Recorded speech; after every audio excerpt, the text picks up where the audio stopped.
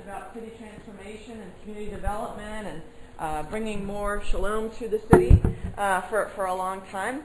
And then in the past maybe 7 or 8 years, increasingly been involved in this conversation about connecting our faith in our work. And I've come to believe very strongly that the conversation about faith and work is just so important, because as believers, we care so much about discipleship, right? I mean that's at the heart of the Christian message. Make disciples, be disciples, follow Jesus. But discipleship that doesn't address, what we do with 40 or 50% of our time, I'm not sure that's really very good discipleship, right? So this faith and work conversation is really important, because it's important to discipleship. But it took me kind of a while to figure out how these two conversations went together. And so I want to begin by just sort of telling you my own kind of aha moment. So back in about 1994, 95, I had the opportunity to be involved in starting an urban ministry in my own city of Charlottesville, Virginia. And our city's not anywhere near as big as Miami, and and our inner city isn't as big as Miami's. But there's all kinds of cities around the country, whether they're bigger or smaller, and they all have different sorts of assets, and they all have different sorts of challenges. And the challenges that we faced in the neighborhood that I live in were really very similar, just on a smaller scale, than the challenges that many of you are involved in addressing every day, whether that's the challenge of schools that need to be strengthened, or the challenge of trying to get more affordable housing built, or the challenge of helping teenagers to sort of find their way in the world, whether it's challenges with health care, whether it's challenges with folks struggling with drug addiction, whatever. And this ministry that we had at our church, in partnership with a neighborhood association in one particular community in our city called Prospect, did the kinds of things that Hope for Miami and many of you are involved with. So we ran summer camp programs, we have tutoring, and we have mentoring, and we have a affordable housing initiative. We had Bible studies. We did all these things, had recreational programs, sports programs. And as the executive director, it was my job every fall to stand up in front of my church and other churches and basically sort of make that plea for all of the volunteers that we would need in the ministry, right? And so I would stand up and look out at, I was going to a congregation that at the time probably had about 1,000 people in it. And so I would sort of look out at the congregation, and I would make my pitch, for how we needed X number of tutors and so many mentors and so many teachers for our computer classes and facilitators for our Bible studies and things like that. And what I have to confess to you is that when I would do that, I would sort of look out at the crowd of congregants and parishioners, and I saw everyone generically. I just sort of saw them as a bunch of bodies sort of sitting out there who maybe would fill a bunch of slots in my ministry. A bunch of people that I sort of hoped at the end of the service would come to our little table and sign up on a sign-up sheet, to be involved with what we were doing. And I came to realize after, it took me I was a little slow on the uptake. It took me a number of years to kind of realize that this was problematic. Because what I really needed to be doing was I needed to be looking out at that audience, and I needed to be seeing everybody as the unique individual that they really were and are. I needed to be seeing them for the particular and unique and special gifts that they had, and particularly to see them as people who were members of all kinds of different professions. Whether they were accountants or nurses or auto mechanics, whether they were carpenters or store clerks or business owners, whatever it was that what they were. I needed to see that, because the kinds of challenges that our ministry was facing and continues to face, things I just mentioned like poor schools and kids that need something positive to do and lack of jobs, those problems aren't going to be solved if the strategy for trying to solve them is to get a bunch of people to give a little tiny slice of their life called their volunteer time. The problems are just too big and too complex for that strategy really to work. You see, I had to come to the realization that I needed the bankers in my church, not so much as the basketball coaches. I mean, it was great if they wanted to coach our basketball team. But what I really needed was for the bankers to put their heads together and try to figure out how to create an alternative to the very predatory payday lending industry that was killing our community. I would look at it and I would see the business people, and I had to come to realize, gosh, it's great if some of these business people come down and they tutor a child. That's a wonderful thing. But what I really needed them to do was think about how can they utilize their business skills to link arms with the entrepreneurs that were living in the Prospect neighborhood, who had a lot of talent and a lot of gifts, but maybe didn't have the formal training or the access to mainstream capital markets. And they needed people that could help them get connected. And so it was only when I began realizing, boy, what I really needed to see, what I really needed to help my church see themselves, was I needed to help them see their daily work as bankers or business people, again, as auto mechanics, as nurses. I had a chance to talk to Lisa, is that right? About her work in the nursing field.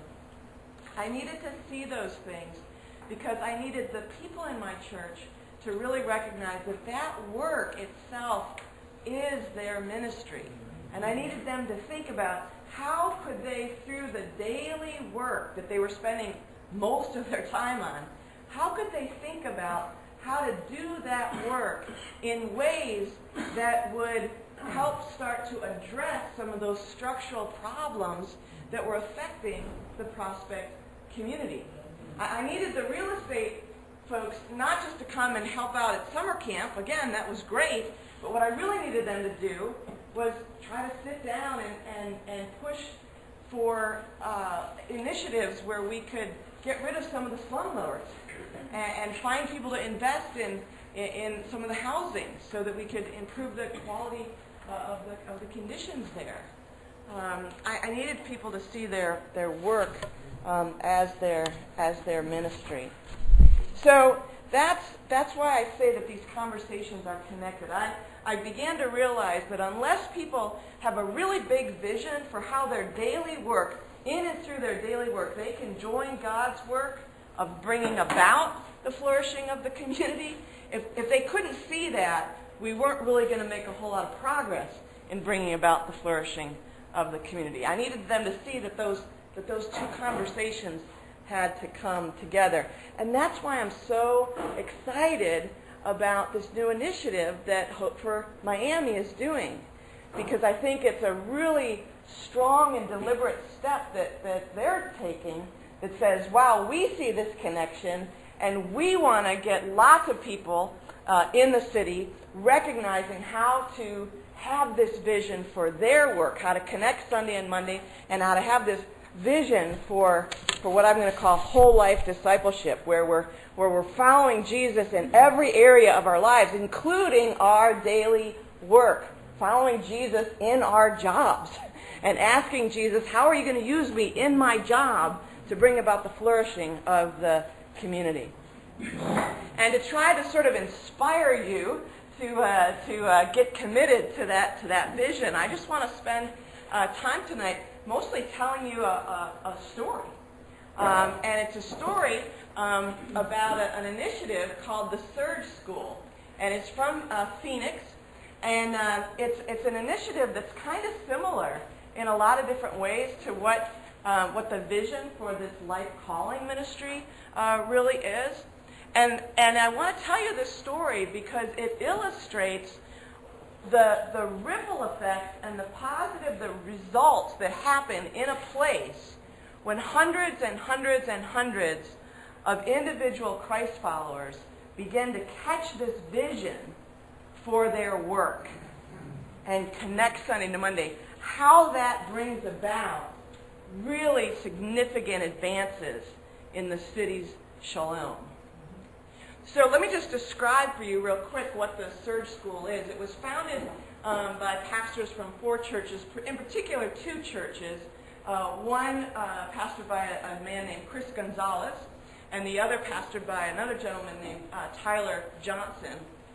And these pastors got together and they said, how can we work together to train leaders for our churches so that we can see disciples surge out into every part of our community?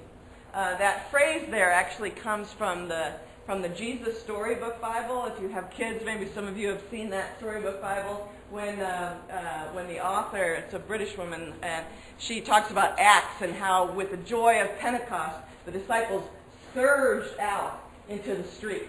And so that's why they decided to call this the Surge School. And basically what it is, it's a multi-church, citywide, 9-month discipleship and leadership training initiative.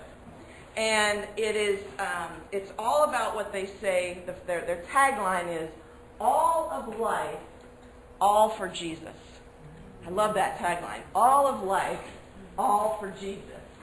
And kind of the learning arc that they go through is that during the first quarter, they're sort of studying together the big gospel story, the story of God's work in the world from creation through the fall, through redemption, to new creation, to the new heavens and the new earth coming down, the new Jerusalem coming down, dressed like a bride.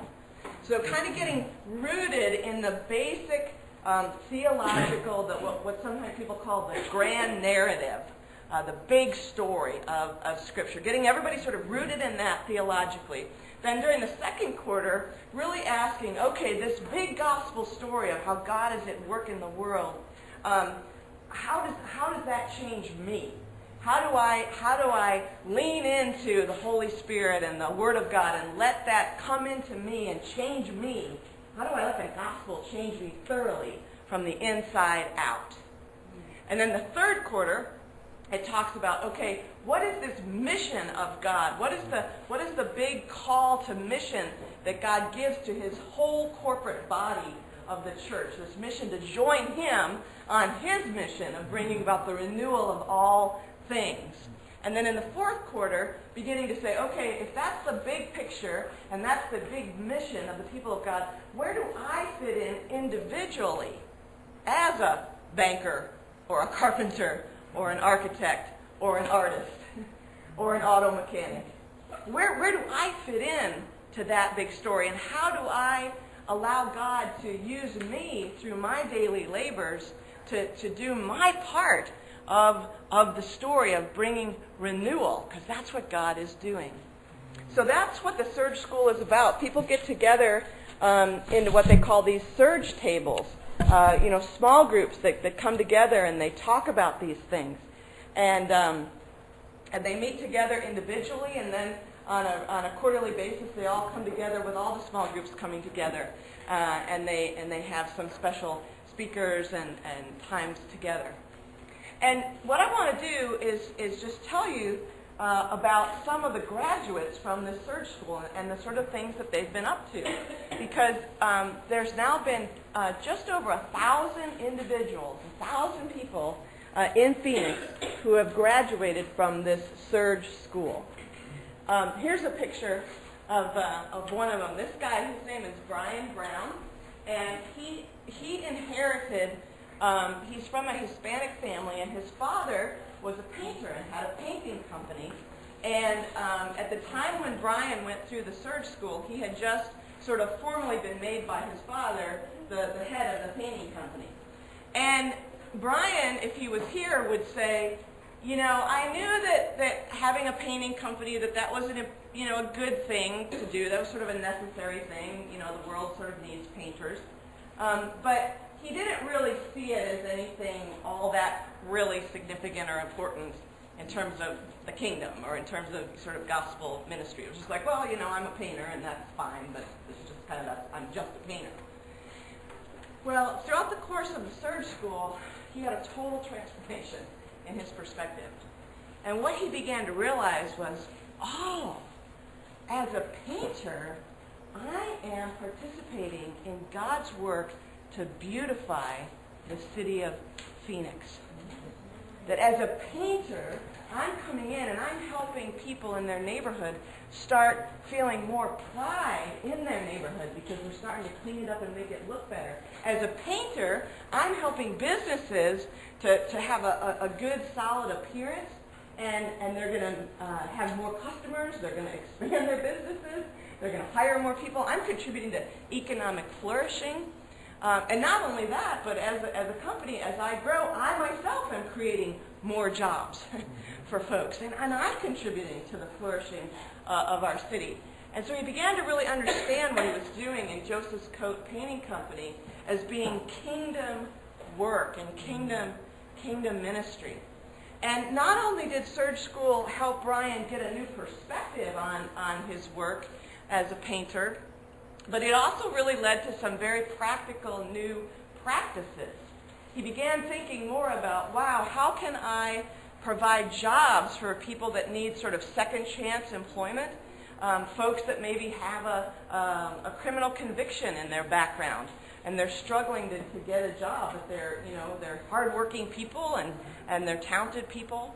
And so he began to think more about that. And he also set up a charitable foundation. Well, not really a foundation, it's more like a fund. He set up a charitable fund. And then he gets together with the employees and he says, now, we want to be generous. We want to be generous in our community. So I want you guys to help me decide what are we going to do with this charitable fund? Where should we invest it? And he also has the employees work with him to decide on where are they going to do pro bono projects. Where do they want to bless some nonprofit or some church by doing a free painting job for them? And it makes everyone in the company feel so good about what they're doing as painters. They're doing an excellent job, and they're really serving their community in so many wonderful ways. This is a picture of another Surge graduate. His name is Oye Waddle. He's a really great guy. I love Oye. He grew up in South Central LA in sort of the Watts area. So if you know that community or that world, it's a pretty tough neighborhood, and he had a pretty tough growing up. And he watched a lot of his friends kind of take the path of being in a gang or selling drugs. But he also realized that a lot of them were selling drugs because, there just wasn't any other opportunity. And in a lot of situations, they were kind of doing that because that was the way they could make money to help feed their family. So, he understood why people were hustling, right? Now, he himself was able to kind of escape that lifestyle because he was really, really a good athlete. So he ended up getting recruited by the University of Washington, and he went to college on a full football scholarship. And he graduated, and then after college, he ended up getting 2 master's degrees, one in education and one in, public administration. And anyway, he moved to Phoenix for a number of reasons, one of which was he thought he might be involved in kind of the charter school movement. But when he was going through Surge, he really caught this vision of starting a social enterprise that he ended up naming Hustle Phoenix. And the whole thing about Hustle Phoenix is that it comes alongside inner city entrepreneurs, these risk-taking, really creative, really talented folks who have what it takes to be an entrepreneur. But again, they maybe lack the formal business degree or they don't know how to make a formal business plan. Maybe they don't know how to get connected to small business loan, that sort of thing.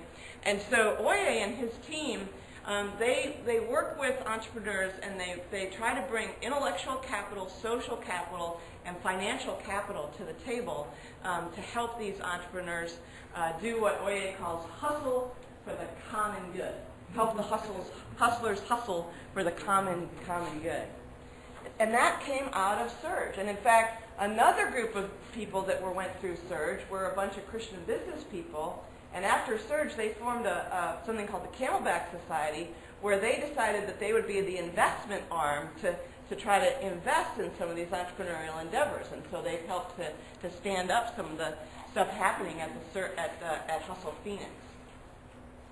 Another thing that the Surge School experience led to was that, because it's a multi-church thing, people were beginning to make these connections across churches, right? And that led to different collaborations and new partnerships between churches, which I think is something that really, really pleases the Lord. And there were 8 Christians in particular that were part of the Surge School in 2015, and they represented 6 different churches between the 8 of them. And they all realized that they had a shared passion about the terrible problem of the predatory lending industry. And there was in this year, at the beginning of this year, there was a Senate bill that came before the Arizona state legislators called Senate Bill 1316, and basically it was going to allow all the payday lenders, which they had kicked out 10 years earlier, it was going to allow them all to come back in and make payday lending legal again. And a lot of outside money was coming in to help this happen. Well, these 8 folks from the Surge schools founded a task force, and through their different 6 churches, they really raised a lot of awareness, and they sort of spread the word, and they did a lot of educating people about what was going on, and they really led a campaign to defeat that Senate bill, and they won. It was really an underdog kind of victory. One of the things they did was they had pastors from 35 different churches that all participate in the Surge network.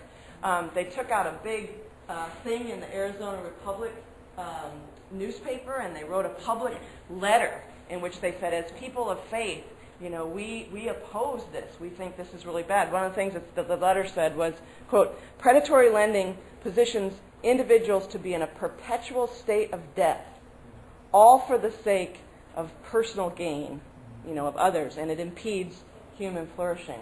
So the faith community was having this powerful witness before the rest of the people in Arizona, standing up and saying, we're going to protest against something that's wrong. And I think it was just a beautiful, beautiful thing. Another fun story out of Surge was that because the tagline, I said, was all of life, all for Jesus, they not only talk about sort of the job that you do every day when you go to it, but they talk about other things that you're interested in, like your hobbies. And there was these 2 gentlemen there.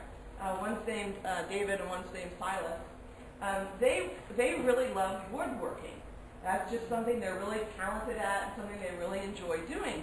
And they really started thinking during the course of going through the Surge School, gosh, we just kind of do this woodworking thing as like a fun thing that we do, But how could we start to reimagine our hobby as something that could advance the common good of our city?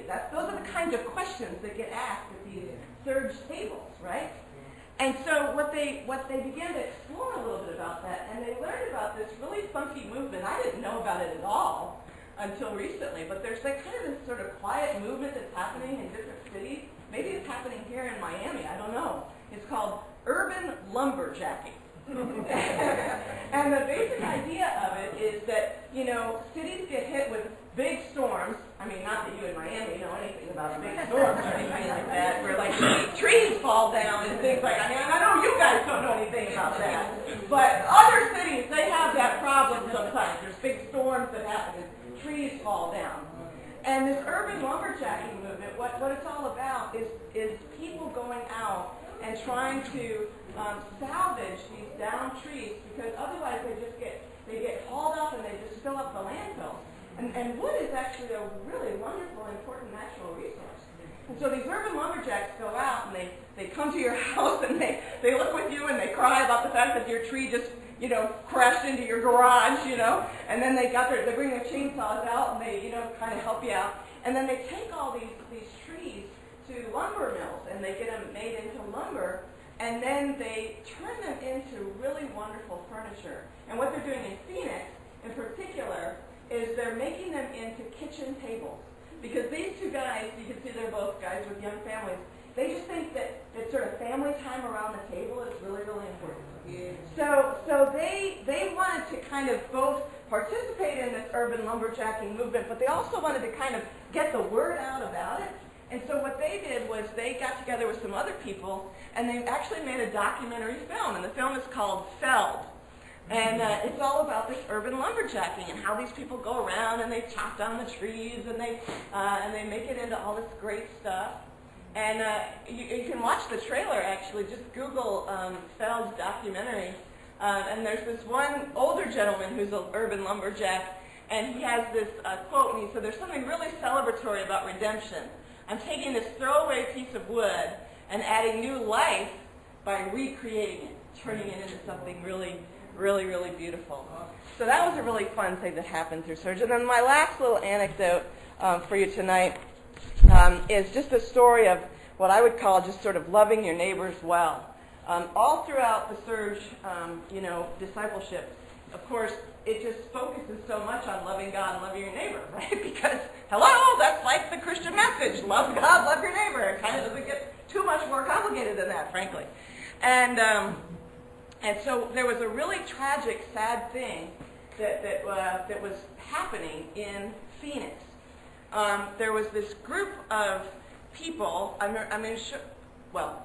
don't even want to say what all about them, but there was a group of people who were very angry at the Muslims in Phoenix. And they decided that they were going to call this big rally, and they were going to go and stand in front of the main Islamic Community Center in Phoenix. And they actually printed up T-shirts that said, F Islam. And they sent all these messages out on social media telling people to come to the rally and to express their Second Amendment rights. And so this huge angry mob with guns, you can't see it really well, but these guys are carrying like huge machine gun type things. And they were going to come, and one of the things they were going to do is they were going to have this contest to make derogatory drawings of the Prophet Muhammad. And so anyway, it was just a bunch of really angry people that were filled with a lot of hate. And they were going to come and just try to sort of, terrify the people at this mosque. Well, some people from the Surge School kind of found out about that this was going to be happening on this particular Saturday in May. And so they sent the word out through social media to all the Surge folks. And they said, we really, as Christians, we've got to do something about this. And they didn't have very much time because they didn't find out about it until just a few days before. But what happened was over 250 Christians from the Surge network came together, and they basically positioned themselves as what they called a wall of solidarity. And they stood in front of the mosque with the people from the mosque behind them, and they stood as a wall of protection between these very angry, loud people with these, terrible T-shirts and their guns and everything, and they stood. And one of the pastors said this, because the media came. It became a really big thing, and the media said, "Why are all you people here standing like this?" And the pastor said, "One of the main reasons why we set up here on this side rock right now is to create a physical barrier between the mosque and our Muslim friends, and the potential violence and hostility, so that if they suffer, we suffer with them, to stand in between the potential pain and danger that they are in the same way that Jesus stood in between it for us." It's really powerful, really powerful. Now, we can have our disagreements with the Muslim community, and of course we do, right? But there's no place for the kind of bigotry and hatred, right? Jesus calls us to love. And this was just such a powerful example of love in action. So I hope that those anecdotes inspire you. And I didn't tell you the story about Surge School in order for you to sort of think, oh, we have to do exactly what they did in Phoenix. That wasn't the point at all. The point is to say, this life calling thing is a lot like Surge, and what Surge has seen happen in the community is just so powerful. And this is the kind of thing that I think can really happen here through this life calling thing. Now, but in order for it to happen, there's some things that I think that are really important. If people are going to catch this kind of vision for having a sort of a missional view of their work, then they need to understand a basic sort of biblical theology of work. They need to understand that Christ is the Lord of their work. They need to listen to what Scripture says about the purpose of their work. They need to see models and examples of individual Christians who are living out kind of a well-integrated way where their work is fully shaped by their faith. They need to get together with other people inside their profession and outside their profession and talk about their work together. They need to pray together. They need to learn how to practice the presence of God in their work. They need to understand that work is one of the fundamental ways that God uses us to love our neighbor. They need to sort of discover new ways, like some of these folks did, discover new ways of expressing their work and thinking about their work and turning their work more towards the common good. And see, those are all the kinds of things that this life calling thing is going to be all about. It's going to be about getting together and talking about these things and encouraging one another and sparking innovation and sparking enthusiasm and supporting one another. And so I'm just really thrilled. And Rick's going to get up here and tell you more about them. Let me just close by saying this. Generally speaking, most often the way that God gets his work done in the world is through our hands. He gets his work done mostly through our hands. And that means that we need to really follow Jesus through the work that we do every day. And I think what people have to realize is that this doesn't always come naturally. We don't always automatically know how to connect our daily work to what God's kingdom is all about. There seems to be a disconnect. We're not really sure, well, how exactly does Sunday and how do they go together? And I think that's why this life calling thing is going to be so powerful. And my prayer would be for you the same as it was for Phoenix, because I kind of knew a little bit about Surge when they were first getting started up. And that is this, that this life calling initiative would be something where hundreds and hundreds of people, just like in Phoenix, would come both to a renewed understanding of their vocation, their work, that would give them a personal sense of joy and satisfaction and deep purpose and meaning. So it would be really powerful for them personally, but also that it would be really powerful for the sake of your city, because it would lead to these kind of city transformational efforts. So thank you very much.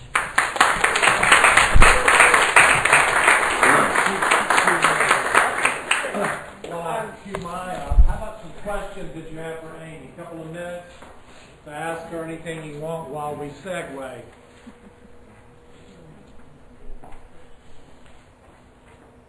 Anybody? Yes. So, Amy, are you saying then that we should see our work as a ministry? Exactly. Because I was reading a little book that said, I know the Word of God states that we are King of Kings and Lord of Lords, and the little book said kings in the marketplace. We are all kings in the kingdom. That's right. And so our work should be our pulpit. That's right. It shouldn't be just on a Sunday thing, but when we go to work, we are representatives. That's right. And we represent Christ. That's right. But now you're calling us to a different initiative. Now you're kind of like what you did today. You're kind of like bringing the world, bringing Christ into our everyday lifestyles of whatever we're doing differently in our job experiences or whatever, so that people can really see Christ, so they can feel Christ, so they can know Christ. So and then you mentioned something about transformation. And that's what God is looking for. He's looking for transformation in us through us to the world outside of us. So Yeah, I just wanted to- That'll preach. You know, it's interesting. There was a gentleman named Ray Bakke who wrote a book a number of years ago. He's an urban missiologist. And one of the things that he did was he did this long study about the priesthood in Israel. And the reason he did it was because of that verse in the New Testament that says, we are the royal priesthood. And so he thought, okay, well, if we're the royal priesthood, we better understand, well, what do priests do, right? And a lot of people think, oh, well, priests, well, what they do spiritual stuff, they do Sunday stuff. And so he did this whole study where he looked at all the different roles that the priests in the Old Testament, in ancient Israel, and all the roles that they played. And of course, they did have that sort of Sunday, type thing. Obviously, for them it was Saturday, right? But the priests were involved in public welfare. The priests were involved in economic transactions. The priests were involved in education. The priests were involved in all of these different spheres of society. And so he said, well, gosh, if we're royal priests, then that means we're to be out into all those spheres of society.